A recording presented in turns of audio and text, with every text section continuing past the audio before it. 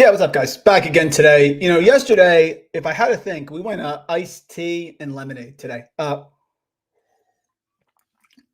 Last night was the night of the melts.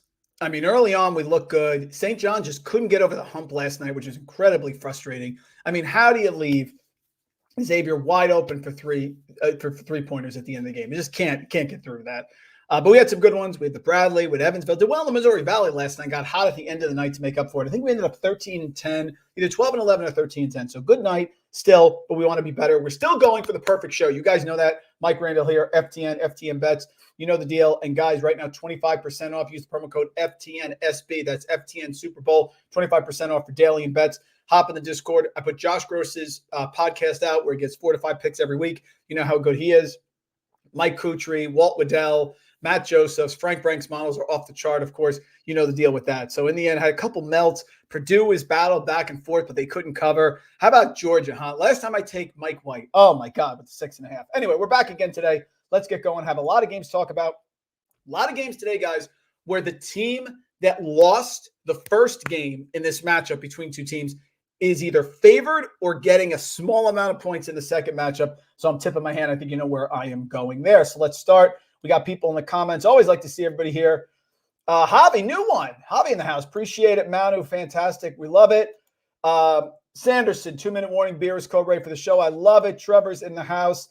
LaRon, you cash here. Good job. You were right. Good job, LaRon. Xavier at home was good, and UAB came back in. North Texas, again, that was a melt, LaRon. North Texas controlled it the whole way, and about 5 minutes left to go. Everything's self-destructed, but we have those games. It is what it is. We'll move forward and go from there. And let's see. Okay, here we go. Get the banner going. We got the promo code. Like I said, 25% off. We'll get that in FTNSB.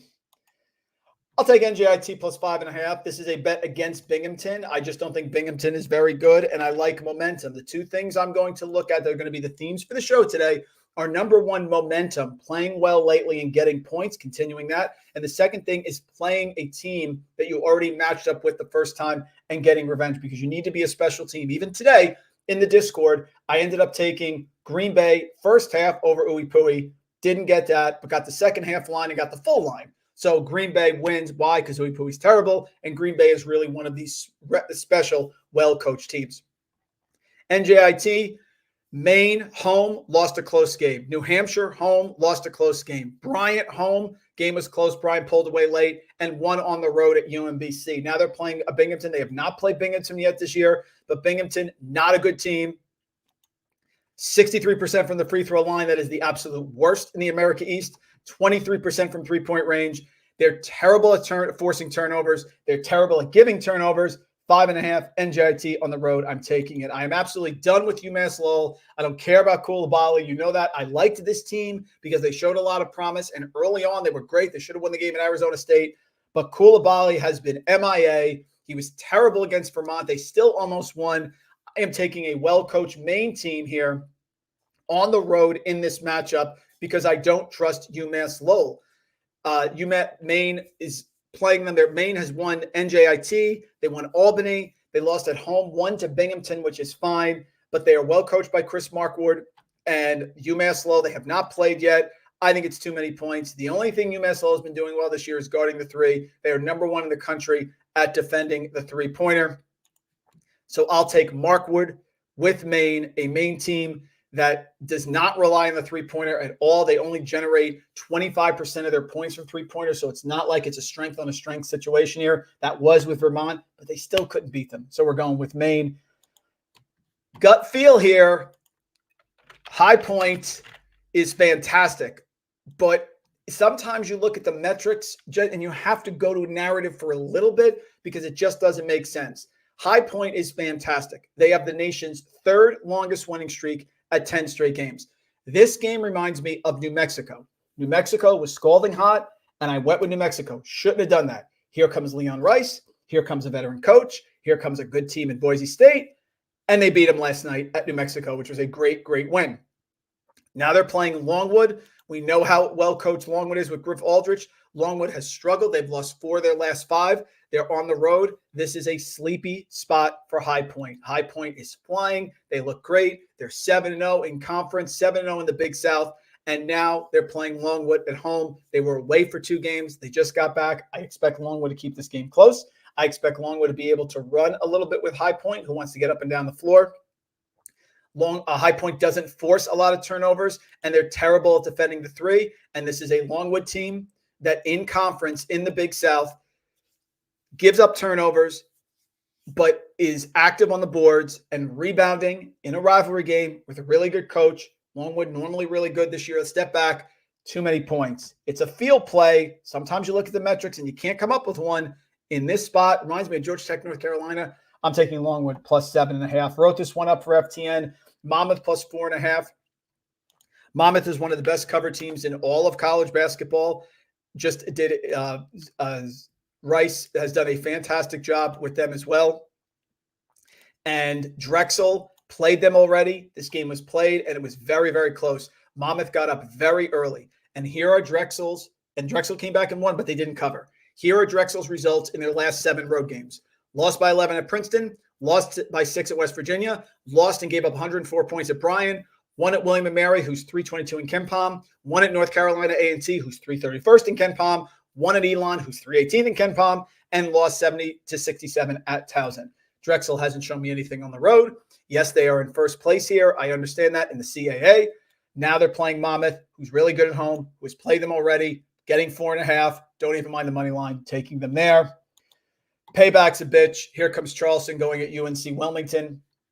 Wilmington got them the first time. Now Charleston is going to bring up holy hell today against UNC Wilmington. I like Wilmington. Just because they lose games doesn't mean that you can't like them to go far in the tournament. Wilmington had a tough game with a loss away at Stony Brook. That was a bad loss. Now they're in the rematch against Charleston. They beat Charleston 78-69, and now Charleston, who is rolling, by the way, has played very well. They're coming off 3 straight road games. They return back home. It's a payback spot. UNC Wilmington beat them by 9 in the first matchup. So why is Charleston favored by 4.5? Because Charleston is super well coached. Charleston is great under Pat Kelsey. I like UNC Wilmington, but they're going to lose tonight. Those two things are not mutually exclusive. I'm going with Charleston in payback.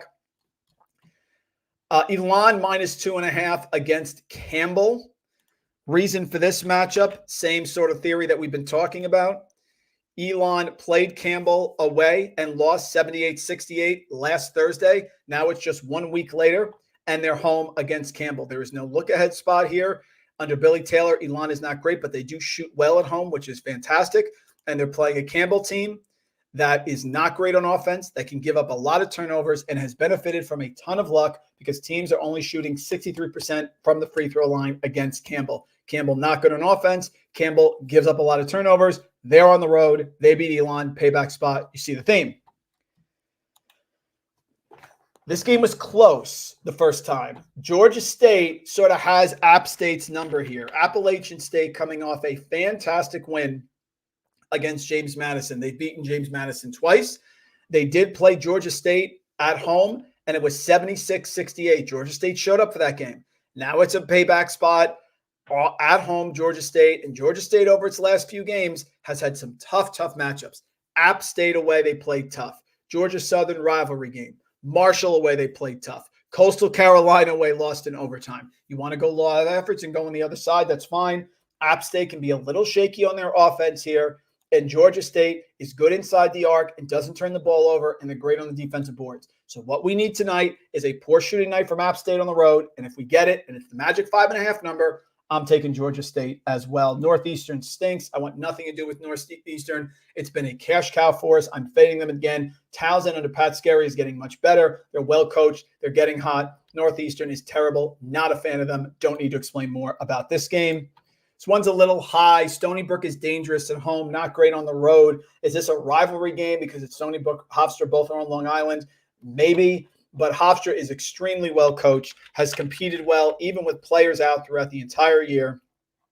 Hofstra has Tyler Thomas, one of the best scorers in the entire nation. They're coming off a loss, Hofstra, away at Monmouth. They are 4-3. They need this win. They're playing Stony Brook. It's the first time. They're back home again. They have Towson coming up. This is a good Hofstra team that is well coached. I don't trust Stony Brook. Stony Brook is a team that's not great on offense. They get buried from three-point range, and they've won their last two games, Monmouth and UNC Wilmington. So they are sky high right now. Time to go the other direction. And that's what it is. It's arbitrary. Sometimes you ride the momentum. Sometimes you say, give it back. I think Stony Brook's okay. They're not great. A lot of points. I'm taking Hofstra. Delaware at home, good. Delaware on the road, no bueno. William & Mary plus 5.5 for all the reasons that we talked about. These are the type of games that you have to succeed in, that you have to find edges in tonight. They're playing William & Mary, have not played William & Mary yet, but Delaware on the road has been very shaky. Metrics are not great. They're not great on forcing defensive turnovers. And on the road at Drexel, they lost by 19. On the road at UNC Wilmington, they competed. They lost by 5. On the road at Hofstra, lost by 5. And they've been home for the majority of their games. So this is a chance for them to get away against a William & Mary team that has struggled all year, but has played better of late. They beat Northeastern at home. They battle away at Hofstra. They're getting better. 5.5 magic number. It's an automatic. Unless in these games, guys, I say, is there a compelling reason to take the favorite and lay the 5.5? There is no compelling reason here with Delaware, so I'm taking William & Mary plus 5.5. Detroit Mercy is going to win a game at some point, and who the perfect team is a Cleveland State team that is very turnover prone. They are very cocky, remind me of a little James Madison. They're great from three-point range, 36%, and they generate a lot of their points from three-point range, but they're shooting 47% within Horizon League play from inside the arc. That's 10th, second worst. They're terrible from the free throw line, 65.9%. That is worse. They don't turn the ball over a ton, but they do take really poor shots, and they rush those shots. Now they're going here against Detroit. They played Detroit the first time, and they played them at home, and Detroit, even in that matchup, Detroit, Jaden Stone was there. They lost that game, Detroit, by 11. So they kept the game close throughout, even though the game was on the road. Detroit's going to get a win at some point here. Stone has been playing really, really well. They just played Green Bay away. Stone had 20 in that game, and they had 4 guys in double figures against a really well-coached Green Bay team. They're 0-22. They're 0-11. Cleveland State, poor free throw shooting team, takes really rush shots, little cocky. This is the matchup. I'm taking it here. I don't like Tulane. Haven't liked them all year. SMU needs a win in the worst way, bouncing back. I'm taking SMU and laying the big number. SMU has lost their last 2 games to North Texas away and a really bad loss to Wichita. We got burned on that one, but it was the magic 5.5. So here, this matchup now, it's Tulane. They have not played yet this year. Tulane, as you know, likes to push the pace. Tulane, as you know, is very high scoring, but Tulane, as you know, is not a deep team. And I have been super impressed here with Zurich Phelps, one of the most underrated players in college basketball. At SMU has been just fantastic. 12 points, 22 points, 18 points. And he's not even hitting a ton of three-pointers. He's kind of cold a little bit, but he's great from the free throw line. SMU at home against a Tulane team I love to fade. I struggle with ODU, the whole thing with the coach. They got it together, ODU, for one game. They played real well, and they summited everything. I think it was the rivalry game here. Old Dominion, got it together against Marshall the first time and won that game at home. That was a game that Marshall was up in the first half, and Old Dominion absolutely blitzed them. So they have lost, Old Dominion, 3, 6, 9 of their last 10 games. And the only game they won was Marshall, 91-66, in a game against Marshall at home that they were actually losing 38-34 at halftime, and they gave up 57 points. I can assure you that Marshall's going to remember that. I can assure you that Dan D'Antoni is going to run it up tonight and try to get them and just bury them right away. Give me Marshall minus 9.5. I know, don't pass out. I know. But it's 5.5. It's a Georgia Southern team. It's on the road. Scott Cross has come back to earth a little bit for us. Do I expect them to win? Sure. But it's Georgia Southern. They beat Texas State. Good win for Scott Cross. They beat South Alabama. Now it's Georgia Southern, a Georgia Southern team that has won 3 of 4, a Georgia Southern team that beat Coastal at home, that beat Georgia State at home, that beat Old Dominion away, and played really well against App State as well. Georgia Southern momentum playing well. 5.5 number scares me. I know, Scott Cross, I will go to penance if I get this wrong, but I'm taking Georgia Southern plus 5.5. Another momentum play. Bob Morris always plays well against Oakland. Look back at their scores from last year, and they've played well. Oakland can be up and down and a little shaky. Robert Morris, before going 5-12 and 1-5 in conference in the Horizon. Robert Morris was 5-12 overall and 1-5 in conference. What'd they do? Purdue, Fort Wayne at home, won in overtime. Impressive. Detroit, Mercy. I know it's Detroit, but they did hang 102. They can score at home, won that one. Ooey Pooey on the road, won by 17, and a good Cleveland State team on the road, not Cleveland State at home. Cleveland State not Cleveland State playing them at home. They're on the road, lost by 2. These games are usually close. I think this is too many points. Like Oakland, love Greg Kampe. What's not to like? I just think it's too many points. And Greg Kampe has Cleveland State and Northern Kentucky and Wright State on the horizon. Sleepy spot here. Milwaukee stinks. I don't want to hear about BJ Freeman. I don't care. We got to the window last time, and I think we're getting back here again tonight. Purdue, Fort Wayne scores a ton at home. They scored 98 against Wright State at home. They scored 91 against Detroit Mercy. They scored 80 against IUPUI. They score at home. I don't think Milwaukee can keep up with it. I don't like Milwaukee on the road. Milwaukee was up big against Oakland. Oakland came all the way back and won that game in double overtime. So a little bit of a hangover here in this matchup for Milwaukee. I have not liked what I've seen from Bart Lundy. Freeman is very up and down. They can't guard the 3. They don't shoot the 3 well. They don't force a lot of turnovers. Purdue, Fort Wayne on the road, disappointing. At home, I take them.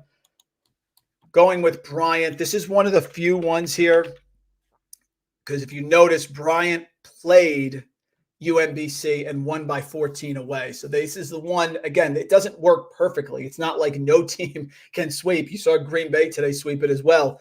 I think Bryant is just too good offensively for UNBC. UNBC is terrible with the turnovers. Their offense isn't really efficient. Bryant has played really well, especially at home. They lost to Vermont. They're going to be ticked off. Besides that, they took care of business. NJIT, Albany, New Hampshire, Binghamton, UNBC. They took care of business. Beat Drexel at home, hung 104. They beat Towson on neutral, hung 101. Bryant scores tonight. UNBC can't keep up, especially a UNBC team that is shooting 67% from the free throw line and is absolutely terrible on the boards. Going with Bryant there. Magic 5.5 number. If you saw, I think Goodman, I know he's a little persona non grata right now, but I think Goodman picked up that there's only a few teams left who have not lost in conference.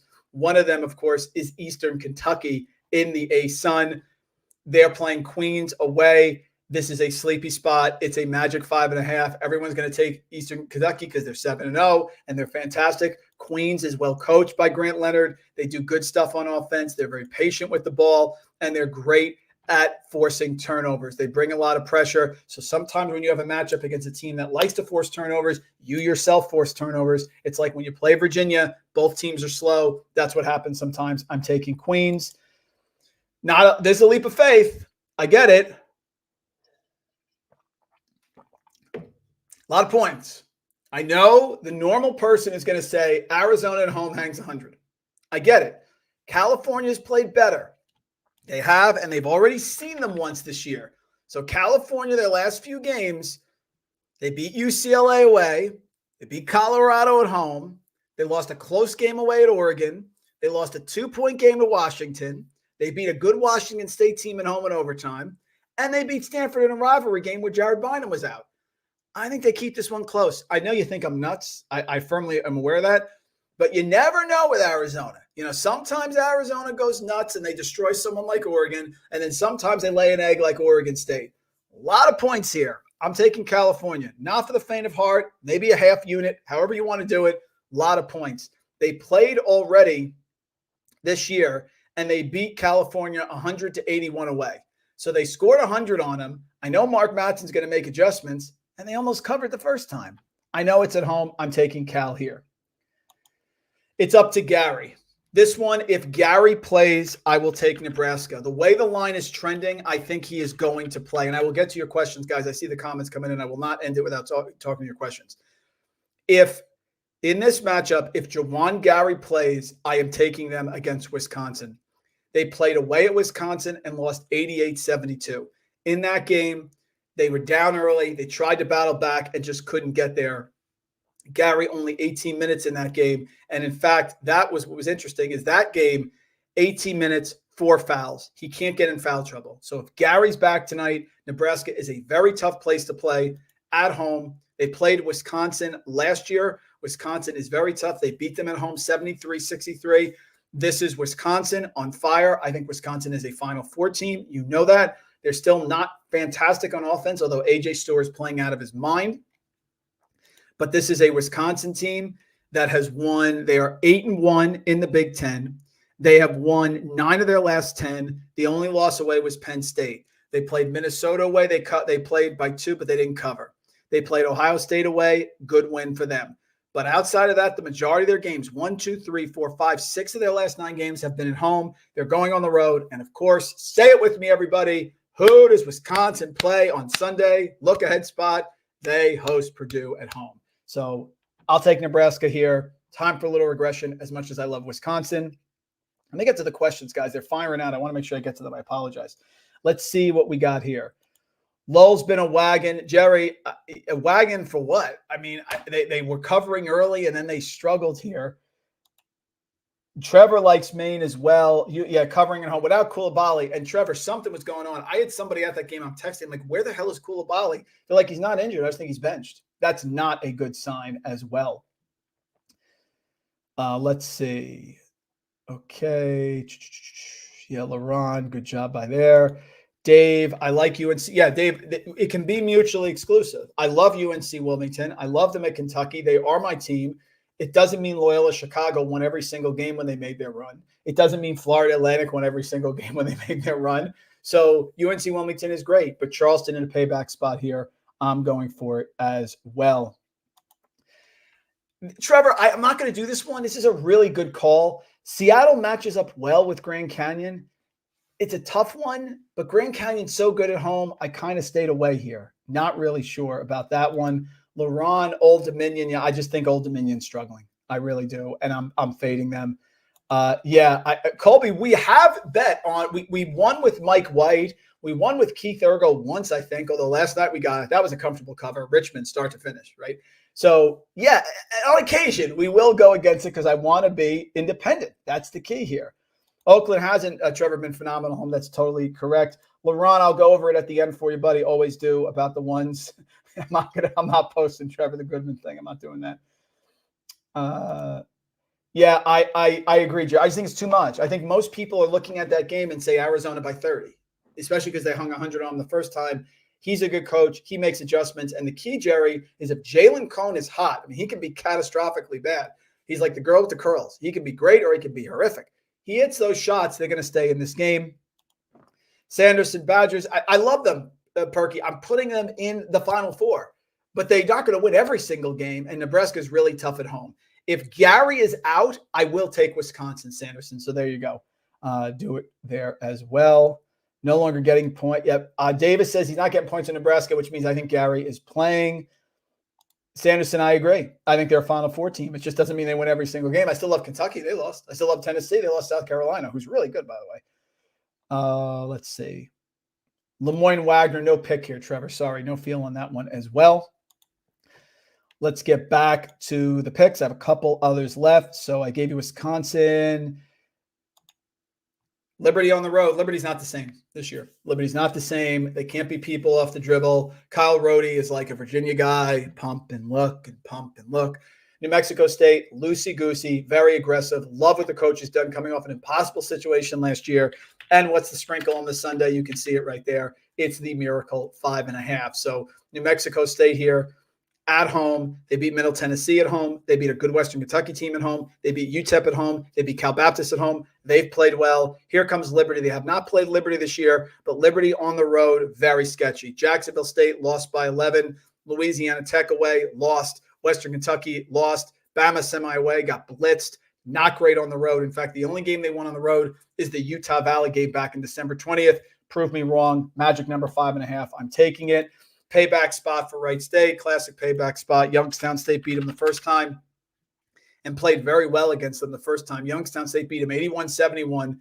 That game was away. Now it's home. They've won 3 in a row, Wright State. They beat Milwaukee. They beat Cleveland State, hung 107. Uwe Pui, of course, got the job done. They got to win. Now they're playing Youngstown State. They're going to make a run. Scott Nagy does a great job. They're going to start making a run here. Their offense is number 1 in the horizon in adjusted offensive efficiency, effective field goal percentage, 3-point shooting, 2-point shooting, free throws. Enough. We're taking them over Youngstown State. Stanford in a payback spot. I like Stanford here. And I really liked them once I saw that they had played Arizona State already. and they played Arizona State already, and they lost by 3. The Stanford team, when Jared Bynum plays, he elevates it. Don't get thrown off by the Cal loss. That's a rivalry game. Stanford, Cal, the band's on the field. You know the deal. Payback spot here. Like this matchup for Stanford. Yes, they have Arizona coming up, but they've lost 2 of their last 3, 5-4. Arizona State on the road. Bobby Hurley enough. They've lost 4 of their last 5. They won on the road against Stanford the first time, so now they're home against Stanford. I think Stanford gets payback here. One of my favorite picks tonight for the question Laurent asked is Oregon -2 at USC. Question is going to be, do I think Oregon, who beat USC 82-74 at home, do I think they can sweep them? Yes. I think Dana Altman and this team, with Dolly back, with Cousinard playing well, do I think they can sweep? Yes, I think they can sweep. Very rare that I say that, but in this spot, I think I do. USC, not a team that has been impressive, really struggled. Andy Enfield may not be there next year, allowing teams to shoot almost 40% from three-point range, terrible on the defensive boards, terrible with offensive turnovers, shooting 66% of the free throw line. Enough. That is the profile of a team that I think gets swept. And last 2 left. Oregon State plus 10.5 against UCLA. This is a play on momentum. Oregon State, Wayne Tinkle is great. Lost 5 in a row. Was 1-6 to start in the Pac-12, but he beat Arizona at home. He beat Arizona State at home. He's won 2 straight games, doing a good job. Now he's playing UCLA, who they lost to at home by 7. Payback spot. UCLA's playing well. I just think the 10.5 is too much. I don't think UCLA blows them out as much as Mick is starting to get it right, having won 3 of their last 4. They have Oregon at home. That's a big game, sort of a look-ahead spot. I think it's too many points. So it checks a box. Hot team in Oregon State Beavers. Game that was close the first time. Getting a lot of points on the road here in a sleepy spot. Checks all the boxes. Last one. All right. I don't blame you if you don't like this one because San Francisco can score a ton at home. But I'd like to point out to you that San Francisco played San Diego and won 83-63 by 20 the first time. Now they are home against San Diego. And I'd also like to point out to you that last year when they played San Diego, they ended up winning away 94-81, but then losing at home 80-68. So San Diego can keep this game close. A little bit of a rivalry with San Francisco. San Francisco scores big. Maybe you stay off this one if we're doing well and you have a good day. Maybe we just call it a day and lock in the profit. But if you want it, you can go for it there as well. A couple comments here. Yeah, ASU, Trevor, I never like picking them. Laurent, I don't get Liberty. I don't. I used to love Liberty, and I love them in those big spots, but I've seen them against Florida Atlantic. I've seen them in games. They got to make threes. And New Mexico State, whether it's a Virginia team or one of these teams, they can turn the corner on you. New Mexico State can drive on you and get in the gaps, and that's when Liberty really, really struggles. They have to keep you in front of them. Anyone like Vermont? Darryl, I do like Vermont. I do like Vermont. It's a big number, but I do like Vermont as well. Nothing on South Alabama, Laurent. I'd have to take a look at it, but I looked at that and I just didn't have a strong read, so I was off on that one. And I think that's it, guys. Yeah, we're ready to roll. So let's have a good day. We're already off to a good start. The Discord went 2-1 with those first games. Back as always, guys, sign up. FTN Daily, FTN Bench, 25% off, FTN SB. And remember, Saturday, the show is at 9:30. 9:30 in the morning. We had our biggest show ever last week. We had 135 people. Tell a friend, tell an enemy, tell someone that hates me or loves me, tell your mom, anyone. Get them in the channel. Let's get the questions flying as always. Love it, guys. Thank you so much. Best of luck. And as always, good luck. We'll see if we get the grapefruit juice back here on the Saturday show. 9:30 Saturday. Let's get some wins tonight. And as always, get to the window.